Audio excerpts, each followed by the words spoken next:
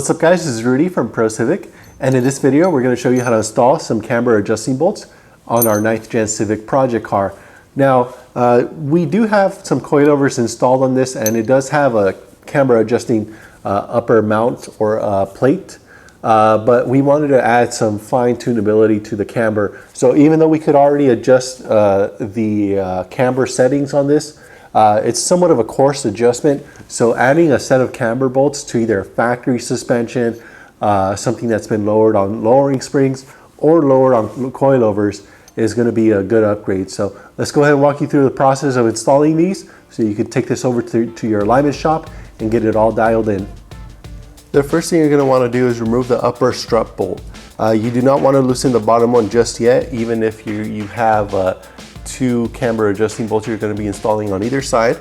But to do so, we're going to use a 22mm socket, or if you don't have a 22mm, you could also use like a standard 7/8 socket. Break the nut loose over here, and you can hold the bolt end or the hex end here with a 19mm wrench, prevent it from spinning. Take that off, and then we're going to install our camber adjusting bolt.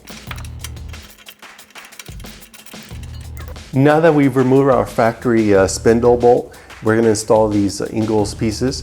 You want to make sure that you orient these in the proper manner. So you have an arrow here on the head of the bolt. You're going to want that pointing away or opposite to the tab. Notice the tab is kind of sticking up and out. That's because that's the way it's going to be oriented there. Once you have that on there, you're going to come in from the rear, same as you did with the factory bolt. You want to come in from the same side, drop that in, and we're going to snug it down. And afterwards, I'll explain how to use a second lower camber bolt if you're installing that as well.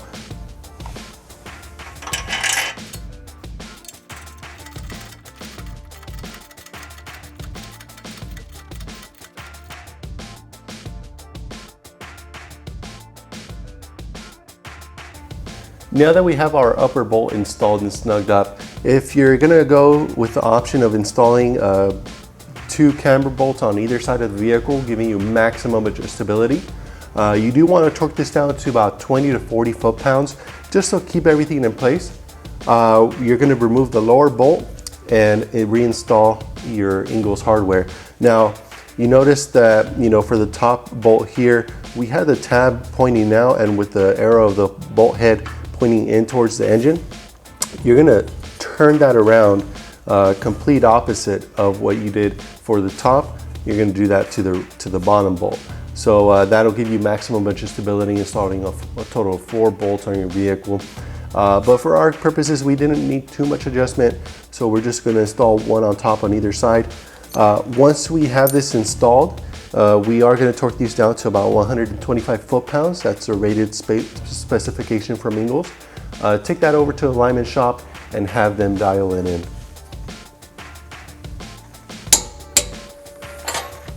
And that'll complete the installation of the Ingalls Camber Adjusting Bolts. Overall, it was pretty straightforward, but you do want to keep in mind that you want to finalize this by taking it over to an alignment shop, have them properly look through the work you've done, and align it to the proper settings that you would specify.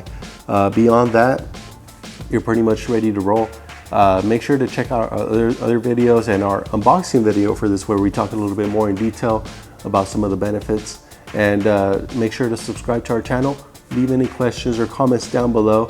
Check out our website, procivic.com, for this item and many others. And once again, my name is Rudy from Pro Civic. I'll catch you next time.